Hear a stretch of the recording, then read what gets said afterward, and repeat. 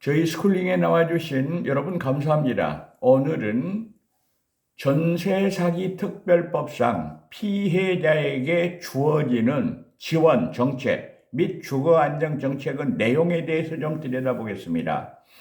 우선 먼저 지금 전세 피해자가 살고 있는 주택이 경매에 들어가 버렸습니다. 낙찰돼 가지고 명도 소송 당하면은 쫓겨나게 돼 있습니다. 아주 급박합니다. 여기에 대하여 두 가지 대책을 수립하고 있는데요. 우선 첫째가 이 경매 절차를 정지시키고 연장해달라 이렇게 요구하는 권리가 있습니다.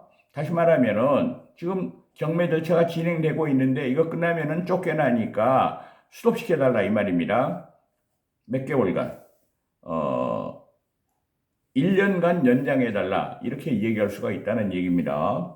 특히 이때는 경매 그럴 때는 채권자가 경매에 넣는 겁니다. 저당권자가 넣는 경우를 임의경매라고 말하고 일반 채권자가 압류해가지고 넣는 경매를 강제경매라 그러는데 두 가지 다 적용됩니다. 이 두 가지 절차는 같은 절차가 되겠습니다. 그런데 여기서 이 법은 공매도 똑같은 정지 연장 요구권을 적용하더라 그 말입니다. 1년간 연장해달라. 여기서 공매라는 것은 여러분 등기부를 떼보면 이런 경우 있습니다. 국세 체납으로 인한 압류등기, 지방세 체납으로 인한 압류등기, 심지어는 건강보험료와 같은 공과금을 안 내가지고 압류당하는 경우가 있습니다. 이대로 최후에 가면은 경매가 들어갈 수 있는 겁니다. 공매가 들어갈 수 있는 겁니다. 여기에 대해서도 정지, 유예해달라 이런 권리를 인정해 준다 이 말입니다.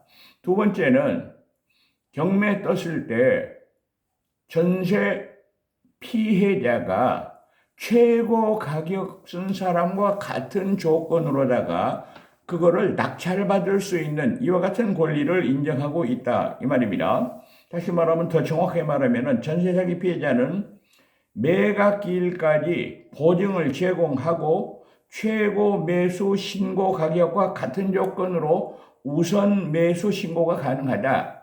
이렇게 해서 그 피해자에게 경락을 떨어뜨리게 된다 이 말입니다. 여러분 똑같은 것이 공매에도 적용됩니다. 다시 말하면 공매에서도 그 절차 내에서 전세 피해자에게 우선 매수권을 인정하고 있다 이런 얘기입니다. 세 번째로 이 법을 보니까 공공주택 사업자가 전세 사기 피해 주택을 직접 매입해 가지고 다시 시행해준다 이 말이 되겠습니다. 여기서 공공사업자 대표적인 것은 두말할 것 없이 LH, LCH, 경기개발공사 등이 되겠습니다. 상당히 좋은 정책이라고 보여집니다. 실효적인 정책이라고 보여집니다. 그리고 경매 및 공매의 서비스를 지원하겠다는 얘기입니다. 경매 절차는 상당히 법률적인 지식이 요구됩니다. 이랬을 때 정부가 나서가지고 특히 이 지원위원회에서 나서가지고 법률 지원, 서비스, 더 나아가서 비용까지도 지원해준다 이런 얘기가 되겠습니다. 그리고 마지막으로 금융 지원이 있습니다. 여기에서 최종적으로 쫓겨나가게 됐을 때 다른 데 세를 들어가야 될 거 아닙니까? 그 비용, 임대차 비용을 지원해준다 이런 내용으로 되어 있습니다. 그런데 앞에서 보았지만은 이 피해자로 지정받기 위한 요건이 아주 까다롭다. 지난번에 제가 말씀을 드렸습니다. 그리고 이번에 들어와서도 지금 그 내용에 들어와서도 상당히 많은 정책이 나열되어 있기는 합니다만은 이게 시행되기 위해서는 상당히 자금이 필요합니다. 그런데 실제 이 운영 과정에서 자금 지원이 너무 소액이다. 또 시간이 걸린다. 이런 비난도 이런 불만도 쏟아져 나온다는 거 무시할 수가 없습니다. 그런데 여기서 우리는 보다 근본적인 대책을 우리는 강조하고 싶습니다. 우선 첫째로다가 우리나라는 공공에서 주택정책, 특히 가격정책을 시행할 때 수단이 충분하지 못합니다. 다시 말하면 우리 공공이 보유하고 있는 주택의 숫자가 턱없이 모자라다는 얘기입니다. 독일하고 비교하면 형편없이 모자라다. 앞에서도 말씀드렸습니다. 다시 말하면 예를 들어서 서울에서 무주택자가 LCH에서 운영하는 주택에 전세로 들어가고 싶다. 하늘의 별 따기입니다. 민간주택보다 훨씬 더 어렵습니다. 이래가지고 무슨 대책이라고 볼 수 있겠습니까? LH도 마찬가지가 되겠습니다.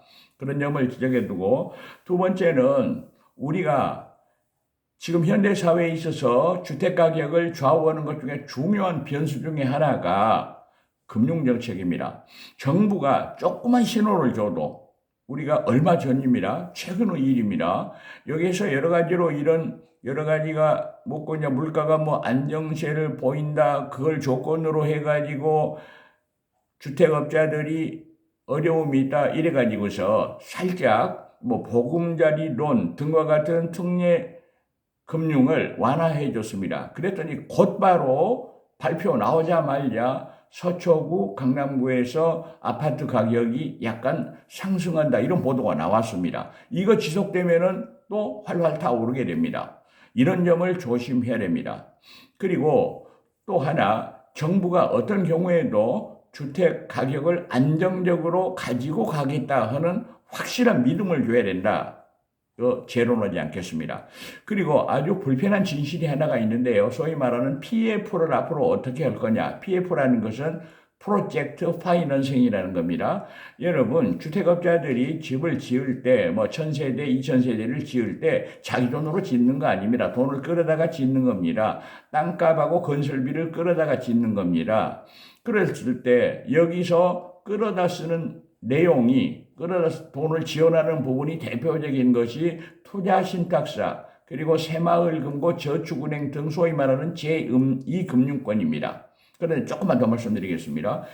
가격이 올라가는 국면에서 이와 같은 제2금융권 중에서 PF에 투자했던 그 금융사들이 엄청나게 돈을 벌었다는 보도가 있었습니다. 수천억씩 생겼다는 얘기입니다. 왜? 아파트값이 올라가기 때문에 짓기만 하면, 그리고 분양가를 올리더라도 계속 분양이 되니까 여기서 이자가 됐든 수익이 됐든 상당 부분을 챙겼다는 얘기입니다. 또 하나 더, 여기에 펀드에 참여했던 그 전문가들, 이들은 한 달 1년입니다. 1년 수입이 수백억까지 됐다 그럽니다. 이게 엄청나게 돈을 챙긴 겁니다. 그랬는데 이제 아파트 가격이 떨어지니까 계속 아우성을 칩니다. 죽겠다. 정부에서 지원 좀 해달라. 금리 좀 내려달라. 그랬더니 정부는 최근에 이런 말까지 했습니다. 시중은행 5대 금융에서 여기에 지원을 좀 해라. 자금 지원을 좀 해라. 이거는 안 될 얘기입니다. 여러분, 자본주의 원리는 가격이 떨어지면 과잉 투자했던 부분에 대해서는 구조조정을 해야 되는 겁니다. 망하게 놔둬야 되는 겁니다. 그래야 땅값도 떨어지는 겁니다. 그래서 가격 안정에 도움을 주는 겁니다. 감사합니다.